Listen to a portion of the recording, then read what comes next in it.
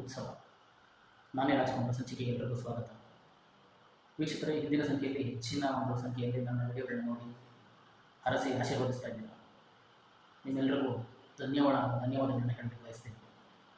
ಅದೇ ರೀತಿಯಲ್ಲಿ ಇವತ್ತಿನ ಒಂದು ಸಂಚಿಕೆಯಲ್ಲಿ ಒಂದು ವಿಶೇಷವಾದ ಚಿತ್ರದ ಬಗ್ಗೆ ಮಾಹಿತಿ ನಿಮಗೆ ಬರ್ತಾ ಇದ್ದೀನಿ ಸ್ನೇಹಿತರೆ. ಡಾಕ್ಟರ್ ರಾಜ್ಕುಮಾರ್ ಅವರು ನಟಿಸಿದಂತಹ 21ನೇ ಚಿತ್ರವಾದ ಕಿತ್ತೂರು ಚೆನ್ನಮ್ಮ, 1961ರಲ್ಲಿ ತೆರೆ ಕಂಡಂತಹ ಕಿತ್ತೂರು ಚೆನ್ನಮ್ಮ ಚಿತ್ರದ ಬಗ್ಗೆ ಮಾಹಿತಿಯನ್ನು ನೀಡ್ತಾ ಇದ್ದೀನಿ ಸ್ನೇಹಿತರೆ.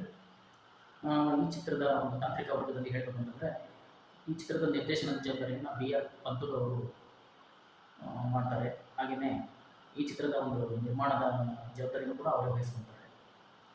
ಹಾಗೆ ಈ ಚಿತ್ರದ ಒಂದು ಅಸೋಸಿಯೇಟೆಡ್ ಡೈರೆಕ್ಟರ್ ಯಾರಪ್ಪ ಅಂತಂದರೆ, ಒಂದು ಮುಂದಕ್ಕೆ ಹೆಸರಾಂತ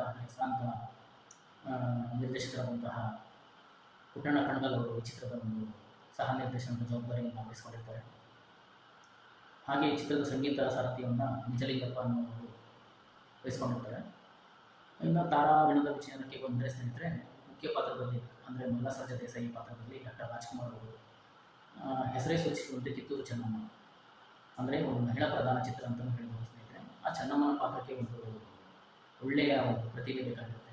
ಹಾಗೆ ಆ ಚಿತ್ರದ ಸೂಕ್ತವಾದಂತಹ ಒಂದು ಮಹಿಳೆಯನ್ನು ಇವರು ಆಯ್ಕೆ ಮಾಡ್ಕೊಂಡ್ರೆ B. ಸರೋಜಾದೇವಿಯವರು, ಎಲ್ಲರೂ ಕೇಳಿರ್ತೀರ.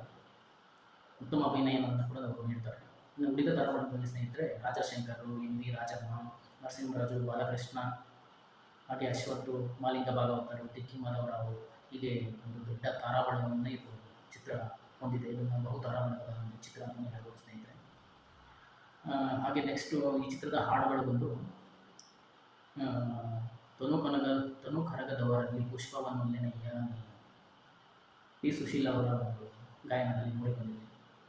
ಸಾಮಾನ್ಯವಾಗಿ ಕೇಳಿರ್ತೀರ ಹಾಡನ್ನು, ತುಂಬ ಒಂದು ಸುಮಧುರವಾದಂತಹ ಒಂದು ಗೀತೆ. ಹಾಗೆ ಇನ್ನೊಂದು ದುಃಖಭರಿತ ಗೀತೆಯಾದಂತಹ ತಾಯಿ ದೇವಿಯನ್ನು ಕಾಣೆ ಹಂಬಲಿಸಿ P. ಕಾಳಿಕರ ಅವರ ಒಂದು ಗಾಯನದಲ್ಲಿ ಮೂಡಿಬಂದಿದೆ. ಹೀಗೆ ಹಲವಾರು ಗೀತೆಗಳು ಈ ಚಿತ್ರದಲ್ಲಿ ಇದೆ ಸ್ನೇಹಿತರೆ, ಅಂಥ ಗೀತೆಗಳು. ಇನ್ನು ಈ ಚಿತ್ರದ ಒಂದು ಮಹತ್ವದ ಒಂದು ಘಟ್ಟ ಅಂದರೆ, ಈ ಚಿತ್ರದ ಒಂದು ವಿಶೇಷತೆಗಳ ಬಗ್ಗೆ ನಾನು ಪಟ್ಟಿ ಮಾಡಿ ಹೇಳ್ತೇನೆ ಸ್ನೇಹಿತರೆ. ಅದರಲ್ಲಿ ಮೊದಲನೇದು ಒಂದು ಪ್ರಥಮ ಬಾರಿಗೆ ನಮ್ಮ ಕನ್ನಡ ಚಿತ್ರರಂಗದಲ್ಲಿ ಪ್ರಯೋಗ ಅಂತಲೇ ಹೇಳ್ಬೋದು. ಒಂದು ಪ್ರಯೋಗಾತ್ಮಕ ಒಂದು ಇದನ್ನು ಹಾಡಿನ ಮುಖಾಂತರ ಚಿತ್ರದಲ್ಲಿ ನಟಿಸಿರುವಂಥ ತಾರಾಗಣದ ಪಟ್ಟಿ ಏನಿದೆ ಅದನ್ನು ತೋರಿಸ್ಕೊಂಡು ಹಾಡಿನ ಮುಖಾಂತರನೇ ಮುಗಿಸುವಂಥದ್ದು ವಿಶೇಷವಾದ ಪ್ರಯೋಗಾತ್ಮಕ ಒಂದು ಇದನ್ನು ಈ ಚಿತ್ರದಲ್ಲಿ ಮಾಡ್ತಾರೆ ಸ್ನೇಹಿತರೆ, ಮೊದಲ ಬಾರಿಗೆ. ಅದು ಒಂದು ವಿಶೇಷ ಅಂತ ಹೇಳ್ಬೋದು. ಹಾಗೆ ಎರಡನೇದು ಏನಪ್ಪ ಅಂತಂದರೆ, ರಾಜಶೇಖರ್ ಅವರು ರಾಜ್ಕುಮಾರ್ ಅವರ ಮಗನಾಗಿ ಈ ಚಿತ್ರದಲ್ಲಿ ಮೊದಲನೇದಾಗಿ ನಟಿಸ್ತಾರೆ. ಮತ್ತು ಮುಂದೆಂದು ಅವರು ಮಗನ ಪಾತ್ರದಲ್ಲಿ ನಟಿಸೋಲ್ಲ, ಅದು ಒಂದು ವಿಶೇಷ.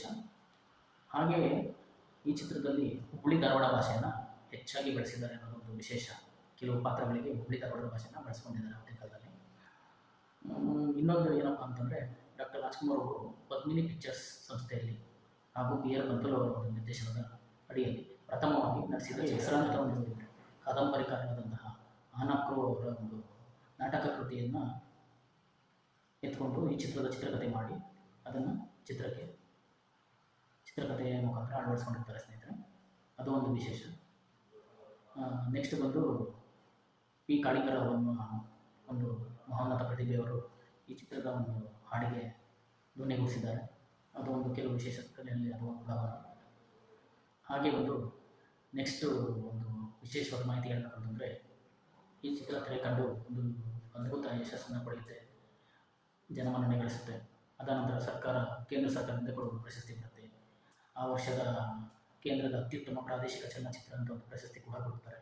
ಹಾಗೆಯೇ ಒಂದು ಚೆನ್ನಮ್ಮನ ಪಾತ್ರದಲ್ಲಿ ಪರಕಾಯ ಪ್ರವೇಶ ಮಾಡಿದಂತಹ ಸರೋಜಾದೇವಿಯವರಿಗೂ ಒಂದು ಜನಮನ್ನಣೆ ಸಿಗುತ್ತೆ. ರಾಜ್ಕುಮಾರ್ ಅವರು ನಟಿಸಿರುವಂತಹ ಎಲ್ಲ ಚಿತ್ರಗಳ ಬಗ್ಗೆ ಒಂದು ಮಹತ್ತರವಾದ ವಿಶೇಷತೆಗಳನ್ನು ನಾನು ಹಂಚ್ಕೊತಾನೆ ಇರ್ತೀನಿ. ಹೀಗೆ ನನ್ನ ಎಲ್ಲ ವಿಡಿಯೋಗಳನ್ನ ನೋಡಿ ಆಶೀರ್ವದಿಸಿ, ಹರಿಸಿ.